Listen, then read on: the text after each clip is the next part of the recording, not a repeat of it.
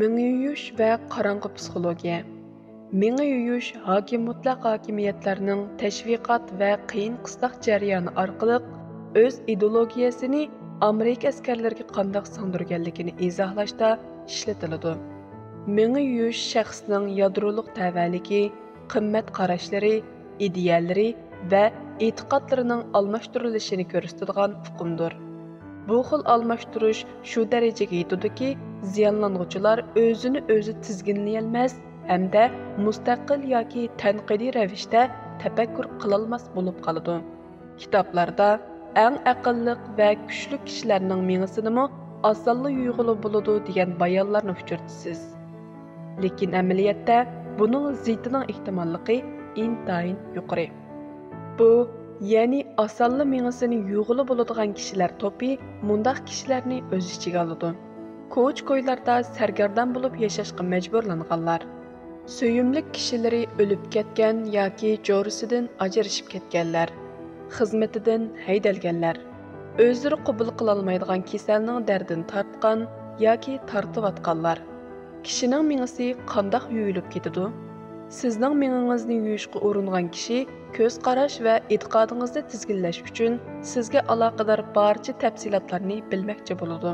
U sizning ojizliklaringizni, kimlarga ishonadiganligingizni, ortiqchiliklaringizni, kimlarning siz uchun muhim ekanligini va sizning kimlarning maslahatlariga quloq solganligingizni bilishga urinadi. Ayirib etish. Bu menga yuyishdagi tunji taktikadir. Chunki atrofingizda oilangizdagilar va do'stlaringiz bor bo'lsa, bu sizni tizginlashga uring'uchiga foydasizdir. Sizning atrofingizda o'z ideyalariga o'xshamaydigan ideyaga ega, sizning ishonishingiz talab qilingan narsalarga qarata savol qo'yadigan kishilarning mavjud bo'lishi ular zinhor xohlamaydigan ishdir. Bu taktika sizning oilangizdagilar yoki do'stlaringiz bilan aloqalashishingizga yo'l qo'ymaslik yoki sizning kimlar bilan aloqalashayotganligingizni va barda-kelda qilayotganligingizni davomli tekshirib turishdan boshlanadi. G'ururini dafsanda qilish. Birov boshqalarning mingisini yuymoqchi bo'lganda, nishonlanguchi ojiz, o'ziga bo'lgan ishonchisi to'van holatda turganda, tizginlashga uring'uchi ondan bu ishni ro'yobga chiqara oladi.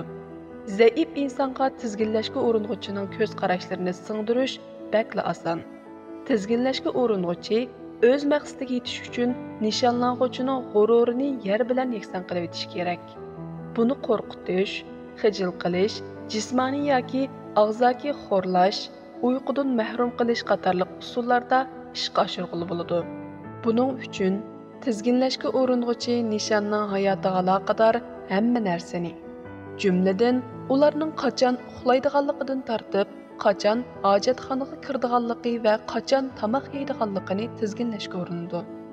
Biz va ular birovni vayron qilib, o'xshamagan obrazda qaytadan shakllantirish uchun ularning hayotining o'rinbosar lohiyasi cho'qim bundaq hayot texmi jalbkor degan tarzda tunishtirilishi kerak. Qarg'ularcha itoat. Bu tizginlashga uring'uchining adoqqa maqsadi bo'lib, bu holatga kelgan nishonlanguchi buyruqqa shartsiz bo'ysunadigan bo'ladi. O'xshash bayonni qayta talqin qilish bir kishini tizginlashning yaxshi choralaridan biridir. O'xshash bayonni takrorlash kallani tinchlantiradigan chora bo'lib qolmasdan, tadqiqotlarda ko'rsatilishicha, tafakkurning tahlil va takrorlashga aloqador rayonlarni o'zaro almashtirib bo'lmaydi ekan. Demak, siz tahlil va takrorlashdan iborat bu ikki ishdan faqat birini qila olasiz. Shundaq bo'lgan ekan, gumoniy o'ylarni to'xtovsiz talqin orqali to'sib etish nima degan qaltis usul ha? Tushuncha monopolligi. Xorlig'uchi sizning o'z-o'zingizni tekshirishingizga sabab bo'ladigan so'zlarni qiladi. Siz ruhingizdagi masalalarni hal qilish uchun o'z ruhiyatingizga texmi cho'nqur shung'aysiz. Xorlig'uchi diqqatingizni shularga markazlashtirgizadi. Tizginlashga uring'uchi sizni chekdan olqib ketgan ishlarni qilish imkoniyatidan mahrum qiladi. Xorlig'uchi o'zi tizginlayolmaydigan barcha narsani sizning dunyoingizdan siqib chiqarishga urinadi. Arg'inliqmi shuning ichida. Menga yuyg'uchilar sizning o'zlarining kontrolligiga qarshi tirkishish iqtidoringizni tövəndəki usullarda acizletidu. ularning talablariga qo'shilmaslik sababli o'zingizni aybkor his qildiradigan taktikalarni tepib chiqadi. Sizni o'zlarining muqaddaslik, farzand tarbiyasi va pokizlik to'g'risidagi yuqori talablarni qondirish halakchiligiga mubtalo qiladi. Xarakteringizning o'lchamga loyiq emasligini da'vo qilishidi hamda uni cho'qim tuzatmasangiz bo'lmaydi degan gapda ching turadi. Sizning do'stlaringizdan kasbda yuksalish uchun o'z xo'jayinlarining jo'risi bilan ijtimoiy faoliyatlarga qatnashishni talab qiladi. Sizning hayotingizga normal munosabatlarda talab qilinadigan ishlardan eshib ketgan vazifalarni yuklaydi. Tahdid. Ming-yo'g'chilar sizni tashlab etadiganligi haqida tahdid soladi. Bu tahdid sizning nazaringizda chindir. Xorlig'uchi tahdidlarni badan tili orqali his qildiradi. Haqoratlash. Siz ming-yo'g'chilarning talablariga unamasangiz yoki ularning fikrlariga e'tiroz bildirib, o'z huquqingiz uchun ko'krak yerib chiqsangiz, ular sizga texmi bak ziyon yetkazadi. Har qitim siz g'azablanganda tizginlashga uringuchi cho'qim g'azabingizni bir taraf qilish kerak. Bu chaqdagi jazo siz ashu ishni dastlabda qilgan chaqdagidan texmi ig'ir bo'ladi. Ming-yo'g'chilar sizni gap so'z orqali, jismoniy yoki jinsiy xo'rlash orqali haqoratlashga moyil keladi. Shundaqla ular vaqt tanlamasdan sizni o'z xizmatdoshlari yoki do'stlarining oldida xorlaydi. Bu xil xorliq sizning qadr-qimmat tuyg'ungizni texmi tuvan saviyaga tushirib etadi. Hammaga qodirlikni namoyon qilish. Ming-yo'g'chilarning nurg'uni munosabat jarayonida o'z do'stlarini ishqa silib, peyingizga tushidi yoki shunchaki tasodifiyliklarni suiiste'mol qilib, o'zlarining naq maydonda yo'q ahvoldami butkul ishlaringizni bilib turadiganligini isbotlamoqchi bo'ladi. Sinoq. Ming-yo'g'chilar hech qachon o'z vazifasini tamomlandi deb qaramaydi. Chunki nishonlanuvchilar qaytadan o'zini o'zi tizginlay hamda o'zlari haqida tanqidiy tafakkur qila oladigan bo'lgan ahvollar doimli ko'rilib turdi. Nishonlanuvchilarni sinash ularning hali ham mingisi yuyilib bo'lgan holat ekanligini ko'rsatib qolmasdan, shu paytda ming-yo'g'chini o'zining obyektlarini qanchalik tizginlay oladiganligini ko'rish imkoniyatiga ega qildi. Bu sinoq biror uyga o'g'irlikqa kirish yoki biror do'konni bulash degandek ma'lum bir xil jinoyatni sodir qilishni o'z ichiga olishi mumkin. Mengi yuyilishning asaratidan qutulish. Kishi mengi yuyilishning asaratidan qutula olamdi? Javobi ha. Siz mengingizning yuyilganligini bilsangizlar, uning asaratidan qutula olasiz. Hamda yaqin munosabatlardagi zo'ravonlikdan saqlayib, o'zingizni qaytadan kontrol qila oladigan bo'lasiz. Siz oldi bilan tizginlashga uringuchining sizni tizginlash uchun zodi qanday mengi yuyish texnikalarini ishlatganligini bilishingiz kerak. Tizginlanishdan saqlanish uchun qo'llansangiz bo'ladigan ba'zi tadbirlar. Yolg'izlikqa xotim berish. O'zingiz his qilayotgan har qanday vahimani yengishning eng tez usuli shu masala haqidagi tuyg'ularingizni boshqalarga ochiq bayon qilishdir. Tizginlanganligingiz haqida psixika doktori bilan paranglashishingiz to'liq oqilanilikdir. Men hamma odamning bunday qilishga tayyor emasligini bilaman. Lekin siz parangni havorayi yoki oldingi kundagi musobaqadan boshlasangiz bo'ladi. Bunday qilganda avval ancha-muncha ishonch topa olasiz. Bekinivilish sizni mengi yuyilishning asaratidan qutuldira olmaydi. Mengingizning yuyilganligidan xabari bor, shundaqla reallikdan chetnigan, mengingiz yuyilgan dunyoingizda sizga oqilona maslahat bera oladigan kishilar bilan aralashib o'ting. Xorlashning har xil turlarini bilib oling. Bilim kuchdir. Siz tizginlashga uringuchining sizni xorlash va haqoratlash urinishlarini bilim orqali to'sib qola olasiz. Agar siz o'zingizni xorlag'uchining sizga ziyonkashlik qilishdagi maqsadining sizni tizginlash ekanligini bilsangiz, undaqda uning qilmishlari va so'zlari sababli uncha azoblanib ketmaysiz. Yaqin munosabatlardagi xorlash va zo'ravonlik haqida imkon qadar ko'p ma'lumot egallang. Shunda qilsangiz, uzunga qolmayla hamroyingizdan sodir bo'lgan og'zaki xorlashning turini farqlantirishni o'rganib olasizsiz. Og'zaki xorlashning turini farqlantirishni o'rganish orqali ziyonli qilmish va so'zlardan qutulish imkoniyatiga erishasiz.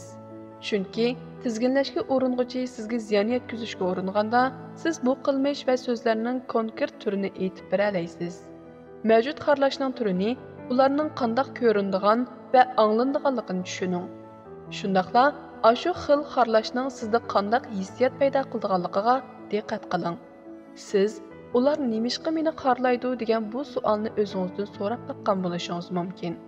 Bu savolga javob tepish uchun uncha ko'p vaqtingizni zoya qilmang. Azobni, tashvishni va o'y-xayollarni qabul qiling.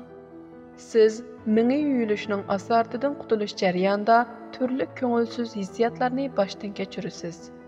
Buningga qarata, siz tafakkuringizni tozalashingiz hamda tizginlashga urinuvchining dunyosidan ayrilishingiz kerak.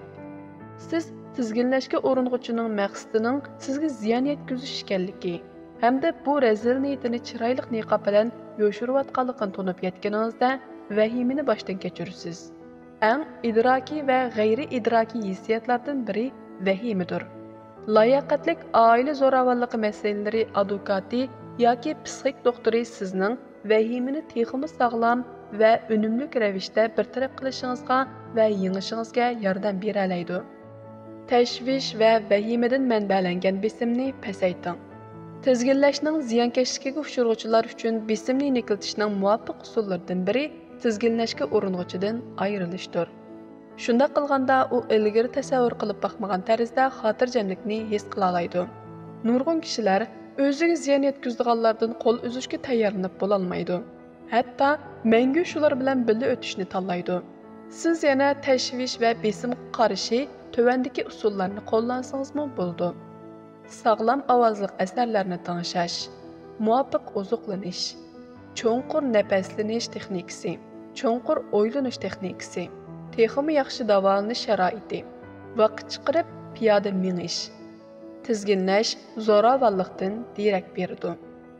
Gerçi bu jismoniy zo'ravonlikni o'z ichiga olmasimi, lekin har qanday tizginlash vaqasida kam deganda ijtimoiy va psixikalik zo'ravonlik mavjud.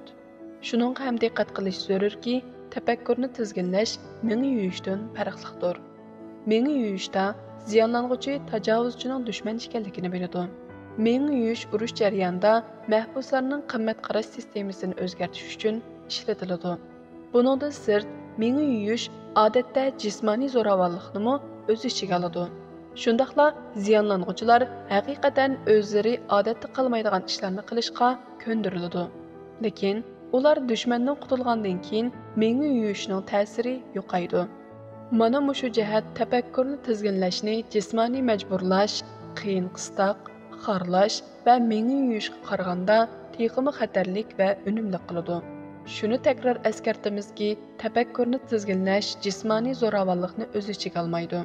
Lekin u nurg'un ahvollarda boshqa mingi yuyish metodlaridan va boshqa texnikalardan unumlidir. Bu shuning uchunki, majburlash, ya'ni mingi yuyish qilmishni o'zgartiradi.